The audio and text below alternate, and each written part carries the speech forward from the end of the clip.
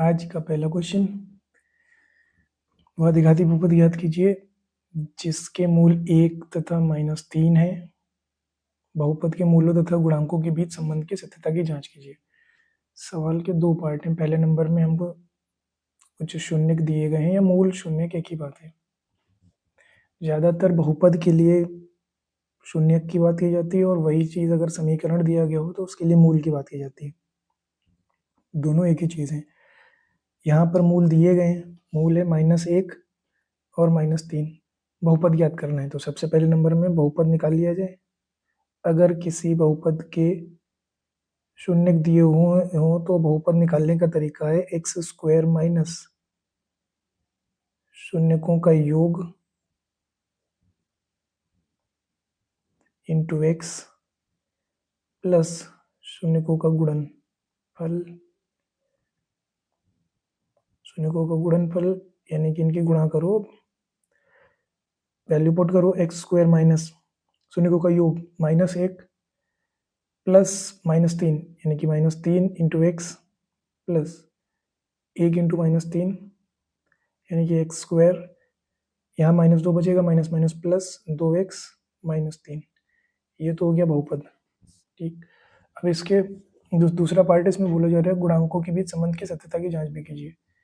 तो गुणांकों के बीच संबंध की सत्यता की जांच करने के लिए सबसे पहले नंबर में शून्यकों का योग का सूत्र, अगर उसके पहले हम इसकी तुलना करते हैं ax² plus bx plus c से, तो यहाँ पे a का मान आएगा 1, b का मान आएगा 2 और c का मान आएगा -3। अगर हम शून्यकों का योग निकालें, शून्यकों का योग मतलब शून्य जोड़ के कितना है। शून्य दिए गए थे, यहाँ पे लिखा है -1 और -3, इनको जोड़ के निकाला जाए तो 1 प्लस -3 यानी कि -2। और शून्यकों के योग का एक सूत्र पड़ा होगा b/a का मान भी निकाल के देखा जाए तो b/a शून्यकों का योग -b का मान 2/1 यानी कि -2। शून्यकों का यानी कि ये वाला मान और ये वाला मान बड़ा है, इसलिए जो सूत्र दिया गया है शून्यकों का योग बराबर -b/a। ये हो गया एक संबंध। ऐसे ही दूसरा संबंध है शून्यों का गुणन वाला।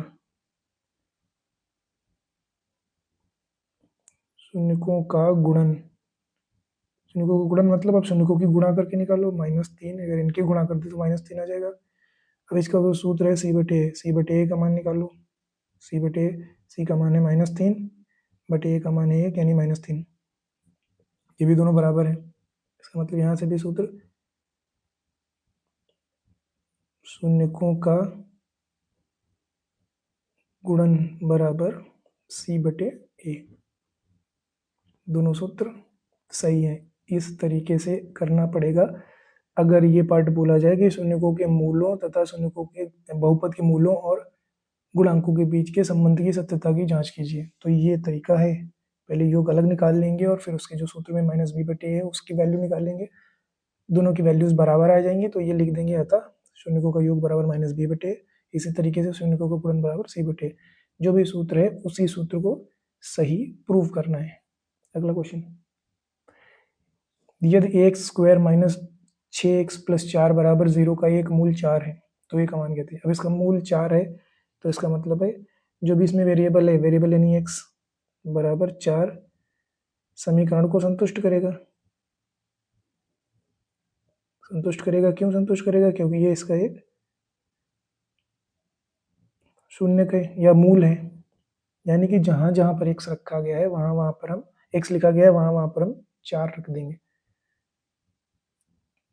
x की जगह पर 4 सब्सटीट्यूट कर दो यानी कि रख दो बराबर 0। 4 का स्क्वायर यानी 4 का स्क्वायर 16a माइनस 24 प्लस 6 बराबर 0। 16a इसको घटाओ यहाँ से, -18 बराबर 0। तो 16a बराबर 18। आई थिंक यहाँ पे कुछ गलती हुई है। 4 है, ये 4 है, ये है 20, ये है 20, ए बराबर 20/16, सिंप्लीफाई करें 5/4, ये हो गया।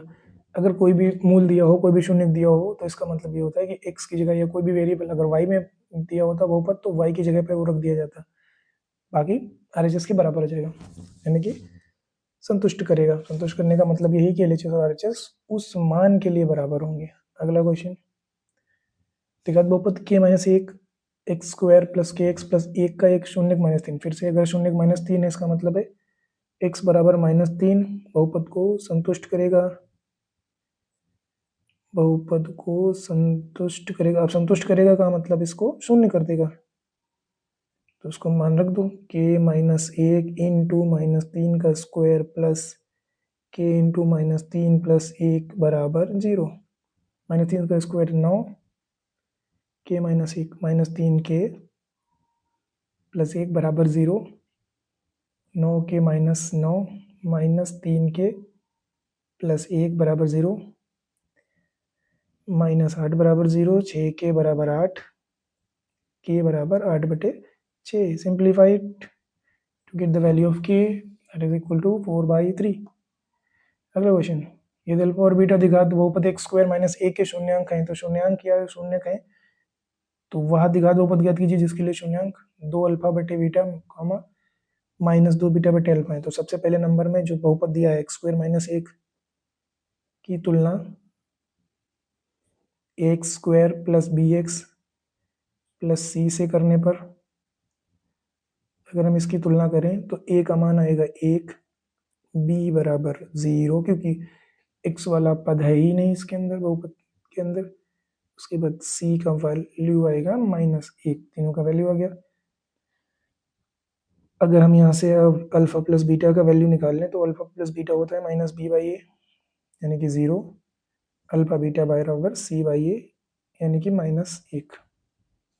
अब आगे हमको नया बहुपद निकालना है जिसके शून्य 2 अल्फा बटे बीटा और 2 बीटा बटे अल्फा दिए हैं। तो शून्य दिए हों तो बहुपद निकालने का तरीका एक्स स्क्वायर माइनस शून्यकों का योग, शून्य दिए हैं 2 अल्फा बटे बीटा प्लस 2 बीटा बटे अल्फा इंटू एक्स प्लस शून्यकों का गुणन। सॉल्व करो इसे, सिंप्लीफाई। अगर इसके एलसीएम ले लें तो alpha beta cross multiply 2 alpha square plus 2 beta square into x plus 4 बराबर एक्स स्क्वायर माइनस 2 बाहर कॉमन ले लो, alpha square plus beta square बचेगा। Alpha square plus beta square का मतलब होता है अल्फा प्लस बीटा का whole square minus 2 alpha beta into x plus 4।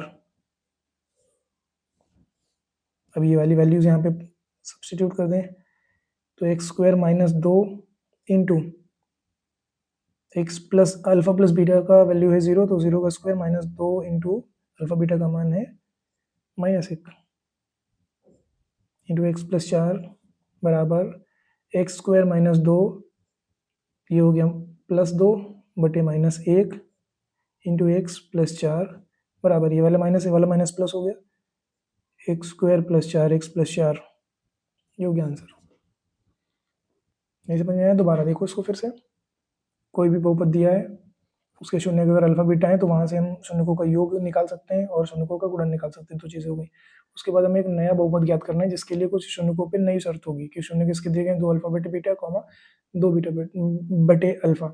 तो हमने जो भी फॉर्मूला पहले पढ़ा है कि अगर हमको शून्य दिए गए हैं और उसके बाद अगर हमको शून्यकों का गुणन हमें शून्य ज्ञात करना है तो शून्य ज्ञात करने का तरीका है एक्स स्क्वायर माइनस शून्यकों का योगफल इंटू एक्स प्लस शून्यकों का गुणनफल। Simply put the value and get the answer. Next question. किसी भी द्विघाती बहुपद का ग्राफ होता है, द्विघाती बहुपद का ग्राफ परवलय होता है, बात पहले से पता है। अगर एक घात का हो तो एक घात का हमेशा सरल रेखा होता है, द्विघात के लिए परवलय होता है, पहले से पता है।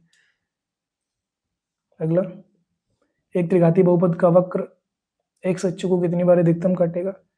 जितनी भी घात होगी उतने उसके शून्यक होंगे। त्रिघाती का मतलब हो गया शून्यक अधिकतम 3 होंगे। अगर अधिकतम शून्यक 3 होंगे तो जितने शून्यकों की संख्या होगी उतनी बार ही वो एक्स अक्ष को काटेगा। तो शून्यक अगर 3 है तो ये 3 बार ही एक्स अक्ष को काटेगा।